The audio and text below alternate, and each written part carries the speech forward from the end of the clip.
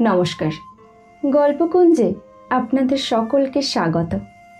আজ আপনাদের শোনাব বিভূতিভূষণ বন্দ্যোপাধ্যায়ের লেখা গল্প পৈতৃক ভিটা। মধুমতি নদীর ওপরেই সেকালের প্রকাণ্ড কোঠা বাড়িটা। রাধামোহন নদীর দিকের বারান্দাতে বসে একটা বই হাতে নিয়ে পড়বার চেষ্টা করল বটে, কিন্তু বইয়ে মন বসাতে পারলে না। কেমন সুন্দর ছোট্ট গ্রাম্য নদীটি, ওপারে বাঁশবন, আমবন, বহুকালের। ফলের বাগান যেন প্রাচীন অরণ্যে পরিণত হয়েছে। একা এত বড় বাড়িতে থাকতে বেশ লাগে, খুব নির্জন। পড়াশুনো করবার পক্ষে কিংবা লেখা টেখার পক্ষে বেশ জায়গাটি। তাদের পৈতৃক বসতবাটি বটে, তবে কতকাল ধরে তাদের কেউ এখানে আসেনি, কেউ বাস করেনি। রাধামোহনের বাবা শ্যামাকান্ত চক্রবর্তী তার বাল্য বয়সে এই গ্রাম ছেড়ে চলে যান মেদিনীপুরে, তার মামার বাড়ি। সেখান থেকে লেখাপড়া শিখে মেদিনীপুরে ওকালতি করে বিস্তর অর্থ উপার্জন করেন এবং সেখানে বড় বাড়িঘর তৈরি করেন। স্বগ্রামে যে একেবারে আসেননি তা নয়, তবে সে দু একবারের জন্যে। এসে বেশি দিন থাকেনও নি। অত বড় পসারওয়ালা উকিল থাকলে তা চলতো না। গ্রামের বাড়িতে জ্ঞাতি ভাইরা এতদিন ছিল, তারা সম্প্রতি এখান থেকে উঠে গিয়ে অন্যত্র বাস করছে, কারণ গ্রামে বসে থাকলে আর সংসার চলবার কোনো উপায় হয় না। যা কিছু জমি জমা আছে না দেখলে থাকে না, বাড়িটারও একটা ব্যবস্থা করতে হয়, নইলে বাড়ি ঘর সব নষ্ট হয়ে যাবে। রাধামোহন নিজে গত বৎসর ওকালতি পাশ করে পরলোকগত পিতৃদেবের পসারে বসেছে। এবার দেশের চিঠি পেয়ে পুজোর ছুটিতে একাই গ্রামে এসেছে বাড়িঘর এবং জায়গা জমির একটা বিলি ব্যবস্থা করতে। পাশের বাড়ির বৃদ্ধ ভৈরব দুদিন খুব দেখাশুনো করছেন। তিনি জোর করে তার বাড়িতে রাধামোহনকে নিয়ে গিয়ে কদিন খাইয়েছেন, নইলে রাধামোহন নিজেই রেঁধে খাবে পৈতৃক ভিটেতে, এই ঠিক করেই এসেছিল। ভৈরব বাড়ুজ্যের বড় ছেলে কেষ্ট এসে বললে, দাদা চা খাবে না? শোন, তুই নিয়ে আয় এখানে কেষ্ট, বেশ লাগছে সন্ধেবেলাটা নদীর ধারে। আনবো? সেই ভালো, যা। গ্রামের সবাই অবশ্যই আত্মীয়তা করেছে, ভালোবেসেছে। বৃদ্ধ লোকেরা বলেছে, আহা তুমি শ্যামাকান্তদার ছেলে, কেন হাত পুড়িয়ে রেঁধে খেতে যাবে? আমরা তো মরিনি এখনো, এসো আমাদের বাড়ি। রাধামোহন সকলের কাছেই কৃতজ্ঞ। কেষ্ট চা দিয়ে কিছুক্ষণ গল্প করে চলে গেল। তারপর রাধামোহন আবার একলা। অন্ধকার রাত্রি, মধুমতির জলে তারা ভরা আকাশের ছায়া পড়েছে। রাধামোহন বসে বসে ভাবছে, এই এত বড় বাড়িটা তার ঠাকুরদাদা তৈরি করেছিলেন কেন এখানে? সেকালের পুলিশের দারোগা ছিলেন তিনি, অনেক পয়সা রোজগার করেছেন বটে, কিন্তু বৈষয়িক বুদ্ধি ছিল না সেকালের লোকের। এই বন জঙ্গল ভরা গ্রামে কেউ পয়সা খরচ করে বাড়ি করে? কি কাজে আসছে এখন? আচ্ছা, সুরকির কলওয়ালারা বাড়িটা নেয়, তাহলে পুরনো ইটের দরে বাড়িটা বিক্রি করা যায়। খুট করে কিসের শব্দ শোনা গেল। রাধামোহন দেখলে একটি 10-11 বছরের টুকটুকে ফর্সা মেয়ে ঘরের তাওয়ার আড়াল থেকে উকি মারছে। ঘরের মধ্যে হারিকেন জ্বলছে, বারান্দাতে সামান্য আলো এসে পড়েছে, সুতরাং একেবারে অন্ধকারে সে বসে নেই। ভৈরব বাড়ুজ্যে একবার ছেলে পাঠায়, একবার মেয়ে পাঠায়, লোকটা খুব যত্ন করছে বটে। ও বললে, কি খুকি, ভাত হয়েছে বুঝি? একটু পরে মেয়েটি সংকোচের সঙ্গে বাইরে এসে দাঁড়ায়। রাধামোহন বললে, তোমার নাম কি? লক্ষ্মী। বেশ নাম, পড়ো? হুম। গান জানো? হুম।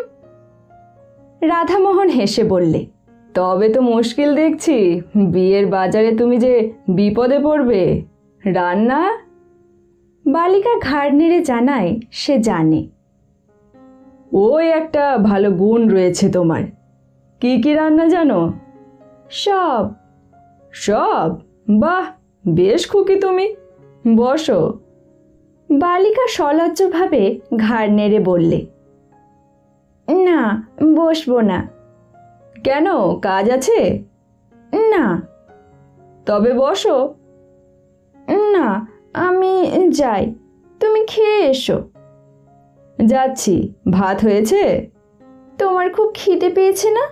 যাও, খেয়ে এসো। রাধামোহন কি একটা বলতে গিয়ে পেছন ফিরে দেখলে খুকি কখন চলে গিয়েছে। সে একটু পরে বাড়ুজ্জে বাড়ি খেতে গেল। ভৈরব বাড়ুজ্জে বললেন, এসো বাবাজি, এসো, রান্নাও হয়ে এলো প্রায়। রাধামোহন বললে, হ্যাঁ, আপনার মেয়ে ডাকতে গিয়েছিল যে। খাওয়া দাওয়া করে রাধামোহন চলে এলো। একা নির্জন বাড়িতে তার বেশ লাগে।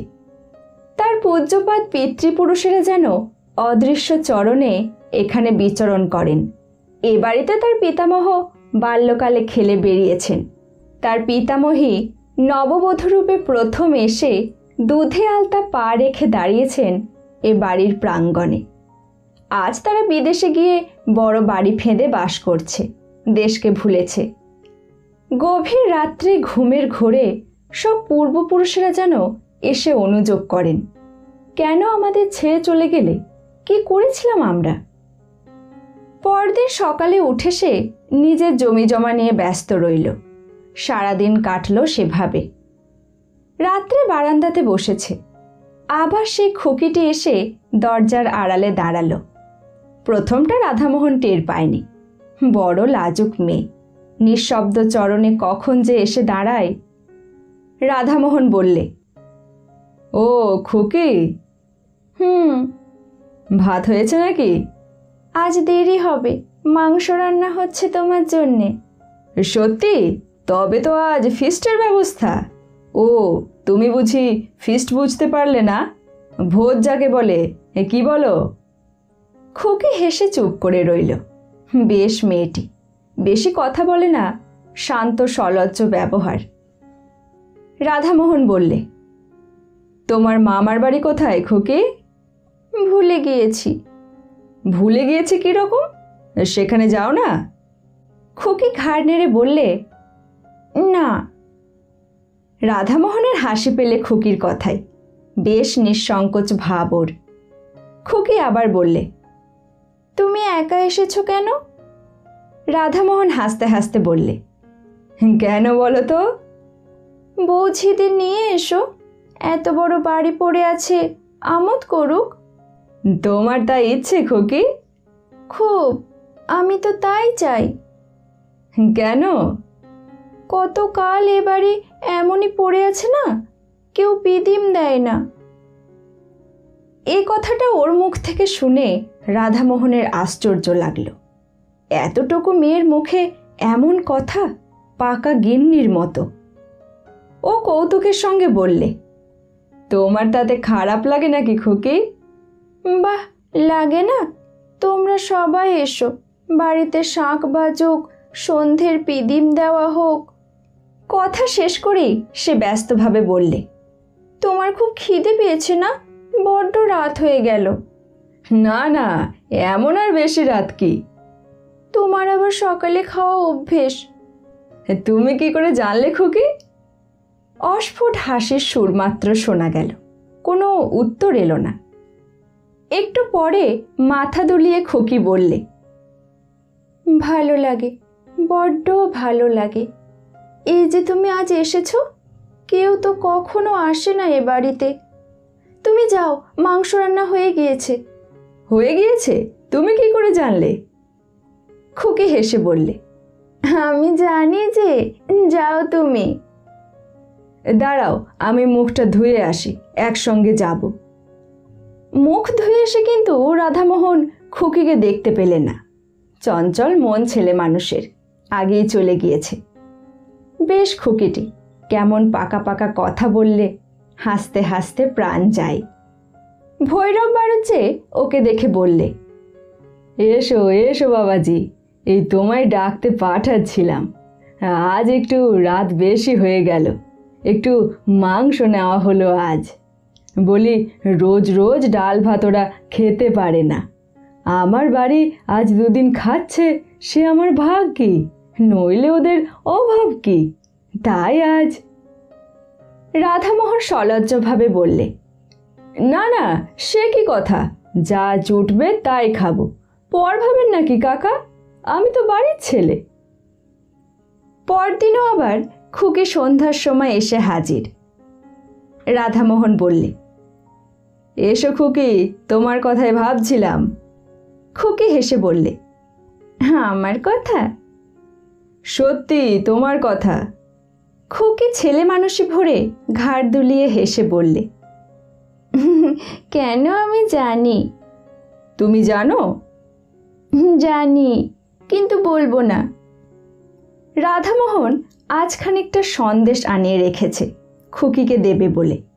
অবশ্যই আনিয়েছিল হরিনন্দীর চাকর অমূল্যকে দিয়ে, ইসলাম কাঠির বাজার থেকে।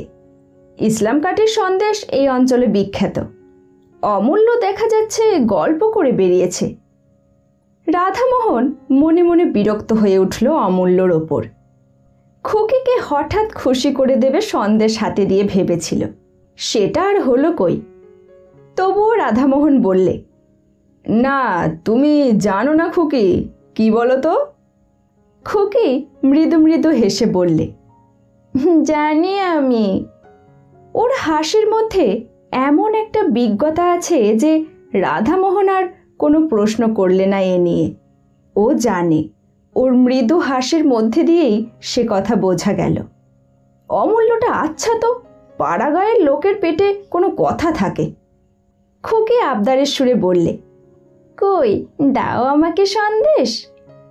রাধামোহন ব্যস্ত হয়ে ওকে সন্দেশ দিতে গেল, কিন্তু ওকে আর সেখানে দেখা গেল না। চঞ্চলা বালিকা কখন হঠাৎ চলে গিয়েছে।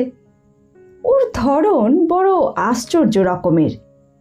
আহারের সময় ভৈরব বাড়ুজ্যের বাড়িতে ও সন্দেশটা নিয়েই গেল। বললে, খুকি বড় লাজুক, তখন চলে এলো, ওকে একটু এই। ভৈরব বাড়ুজ্যে হেসে বললে, খুকি বুঝি তোমার কাছে গিয়েছিল? রোজই যায়, গল্প সল্প করে। তাই নাকি? হ্যাঁ, ও একটু লাজুক বটে, খুব ছেলে মানুষ তো। পরদিন সন্ধ্যায় খুকি আবার নির্দিষ্ট স্থানটিতে এসে দাঁড়ালো বারান্দাতে। রাধামোহন বললে, কাল অমন করে চলে গেলে কেন তুমি? আমি ভারী রাগ করেছিলাম কিন্তু। খুকি হেসে চুপ করে রইল। খেয়েছিলে সন্দেশ? বারে, যখন তুমি বললে ওই তো আমার খাওয়া হয়ে গেল। পরক্ষণে সে যেন স্নেহের সুরে বললে, তুমি এসেছো, আমার কত ভালো লাগছে। বাড়িতে পিদিম জ্বলছে, একা একা ভালো লাগে। শহরে যাবে? চলো আমার সঙ্গে, চলো। আমার এখানেই ভালো, ওসব আমার ভালো লাগে বুঝি। বাহ, কত টকি ছবি, কত খাবার দাবার। হোক গে, আমার তাতে কি, তুমি আবার আসবে বলো। আসবো নিশ্চয়ই, কেন আসবো না। এতদিন তো আসোনি, ভিটেতে সন্ধ্যের সময় পিদিম জ্বলেনি তো। আচ্ছা, আসি আজ। তুমি তো মঙ্গলবারে যাবে। রাধামোহন একটু আশ্চর্য হলো। মঙ্গলবারে সে যাবে বলেছিল ভৈরব বাড়ুজ্যেকে। ভৈরব কাল আবার বাড়িতে গল্প করেছেন। তারপর দুদিন রাধামোহন বৈষয়িক কাজে অন্য গ্রামে গিয়ে রইল। সোমবার অনেক রাত্রে নৌকা যোগে ফিরল বটে, কিন্তু ভৈরব বাড়ুজ্যের বাড়ির কারোর সঙ্গে অত রাত্রে আর দেখা করলে না। ঘরে চিড়ে ছিল, তাই খেয়ে রাত কাটালে। পরদিন সে যাবার জন্য তৈরি হচ্ছে। ভৈরব এসে বললেন, বাবাজি, কাল কত রাত্রে এলে, খেলে কোথায়? আমাদের ডাকা তোমার উচিত ছিল, তুমি তো ঘরের ছেলে, এত লজ্জা করো কেন, ছি। রাধামোহন বললে, আপনার খুকিটিকে একবার ডেকে দিন না। বেশ বেশ, এখনই ডাকছি, দাঁড়াও। একটু পরে একটি 8 বছরের কালো মতো মেয়ের হাত ধরে ভৈরব বাড়ুজ্যে সেখানে নিয়ে এলেন। রাধামোহন বললে, এ খুকি তো নয়, এর দিদি। ভৈরব বাড়ুজ্জে বললে, এর দিদির তো বিয়ে হয়ে গিয়েছে, সে তো শ্বশুর বাড়ি আছে, তুমি তাকে দেখোনি। তবে আপনার বাড়ির অন্য কোনো মেয়ে। আমার বাড়িতে বাবাজি আর কোনো মেয়ে নেই, তবে অন্য কোনো মেয়ে, কিন্তু না, আর কোনো মেয়ে এ পাড়ায় নেই ও বয়সের। দু ঘর তো মোটে ব্রাহ্মণের বাস। বয়স কত? রাধামোহনের হঠাৎ মনে পড়ে গেল। বললে, ওর নাম বলেছিল লক্ষ্মী। লক্ষ্মী? সে আবার কে? কই, ও নামের মেয়ে এই গ্রামেই নেই। তোমার শুনতে টুনতে ভুল হয়ে থাকবে বাবাজি। শুনতে ভুল হতে পারে নামটা, কিন্তু সে খুকিটিকে, সে তো আর ভুল হবে না। কই বাবাজি, বুঝতে তো পারলাম না। ও বয়সের ও নামের মেয়ে আমাদের পাড়ায় কেউ নেই ঠিকই। রাধামোহন চিন্তিত মনে বিদায় নিলে।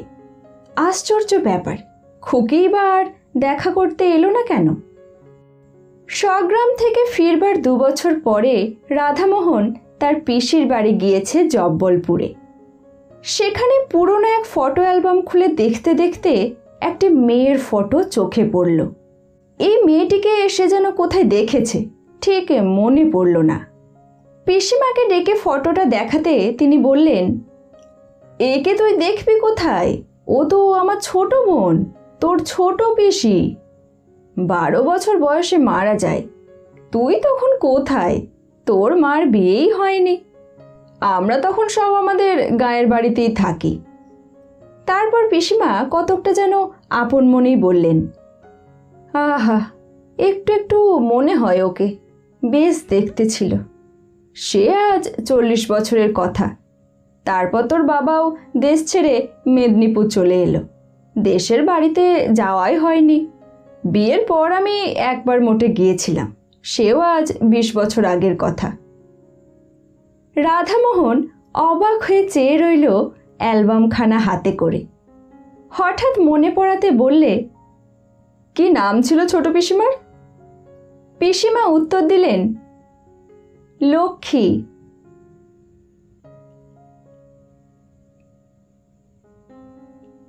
ধন্যবাদ। গল্প পাঠ ভালো লাগলে গল্পকুঞ্জ চ্যানেলটিকে সাবস্ক্রাইব করে আমাদের সঙ্গে থাকুন।